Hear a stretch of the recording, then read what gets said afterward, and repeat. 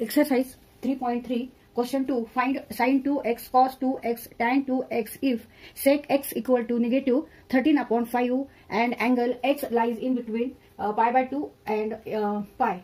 Angle x is greater than pi by 2 and less than pi. Means angle lies in second quadrant. तर इथे आपल्याला sin 2x काढायचे, cos 2x आणि tan 2x आणि आपल्याला sec x ची value दिलेली आहे, किंमत दिलेली आहे आणि अँगल x हा कोणत्या क्वाड्रंटमध्ये आहे ते दिलेला आहे. तर इथे आपण sec x वरून tan थीटा काढू शकतो, tan x काढू शकतो. तर इथे आपल्याला आधी हा फॉर्म्युला वापरायचा आहे 1 + tan square theta equal to sec square theta, म्हणजेच 1 + tan square x equal to sec square x. Here theta equal to x. तर इथे आपण ही आयडेंटिटी वापरायची ट्रिग्नोमेट्रीची आणि याचा उपयोग करून आपण इथे tan स्क्वेअर x काढून घेऊ आणि नंतर आपल्याला sin 2x काढायचे, म्हणजे हा फॉर्म्युला वापरायचा आहे. sin 2 theta equal to 2 sin theta cos theta पण आहे, पण आपल्याला हा फॉर्म्युला वापरायची गरज नाहीये. आपल्याला जेव्हा tan थीटा मिळतो म्हणजे tan x मिळणार आहे, तेव्हा हा फॉर्म्युला वापरून आपण इथे sin 2x ची व्हॅल्यू काढू शकतो. sin 2x equal to 2 tan x divided by 1 + tan square x. तर ह्या फॉर्म्युल्यावरून आपण इथे tan x काढून घेऊ आणि tan x ची व्हॅल्यू ह्याच्यात टाकल्यावर आपल्याला sin 2x ची व्हॅल्यू निघणार आहे.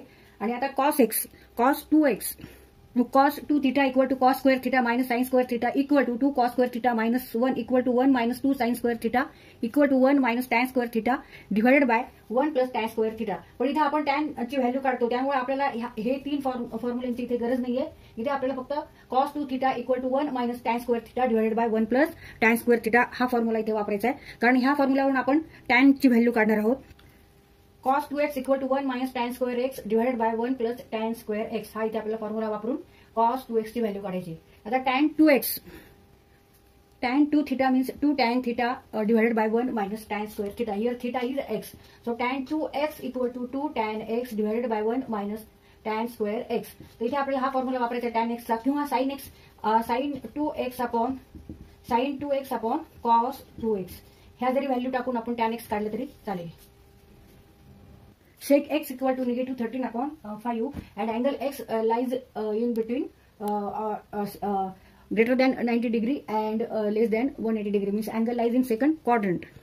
Angle x is greater than 90 degree and less than 180 degree, therefore it lies in second quadrant. Angle x lies in second quadrant, therefore sec x equal to negative 13 upon 5.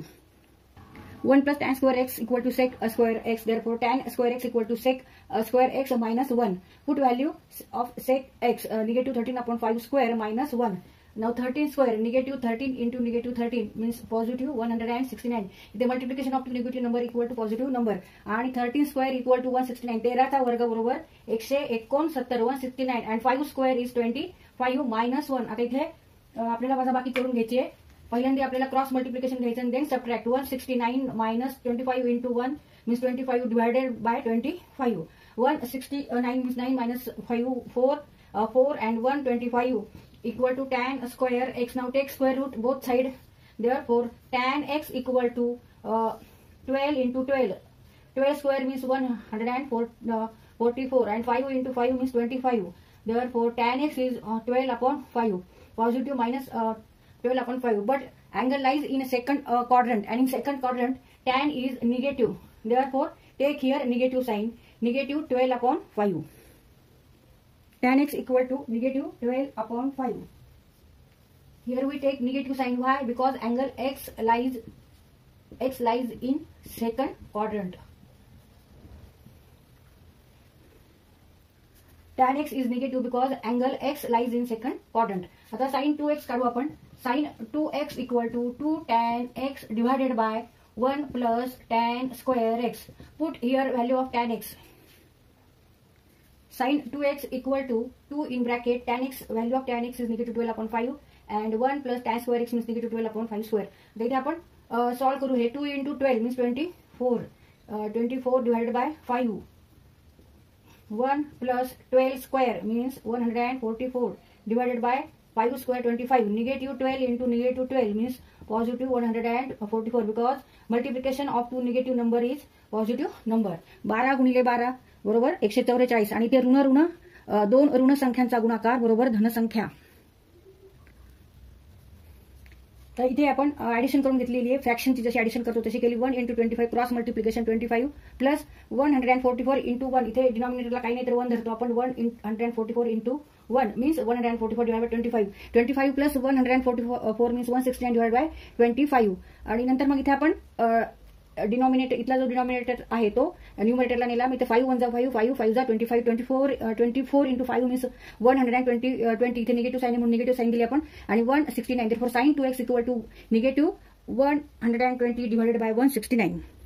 Now cos 2x equal to 1 minus tan square x divided by 1 plus tan square x. Put your value of tan x equal to negative 12 upon 5 and then solve. 1 minus in bracket minus 12 upon 5 square divided by 1 plus in bracket minus or negative 12 upon 5 square. Now 25 minus 144 and 25 plus 144. It take totally 25. 25 minus 144 means negative 119 divided by 25 plus 144 means 169.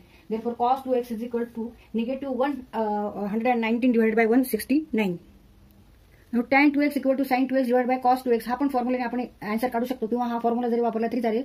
tan 2x equal to 2 tan x divided by 1 minus tan square x. तर आपण इथे हा formula वापरू कारण आपल्याकडे दोन्ही value आहेत, sin 2x आहे आणि cos 2x पण आहे. Now sin 2x is negative 120 upon 169 and cos 2x is negative 119 divided by 169. 169 with 169 cut होतील आणि negative becomes here positive. Therefore answer is tan 2x is 120 divided by 119. Answer sin 2x equal to negative 120 divided by 169. Cos 2x equal to negative 119 divided by 169 and tan 2x is 120 divided by 119. तर इथे sin 2x आणि cos 2x हे दोन्ही negative आहे आणि tan मात्र positive आहे. तर इथे आपण ह्या फॉर्म्युलांचा वापर करून हे एक्झाम्पल सॉल्व्ह केलं, हा क्वेश्चन सॉल्व्ह केलाय.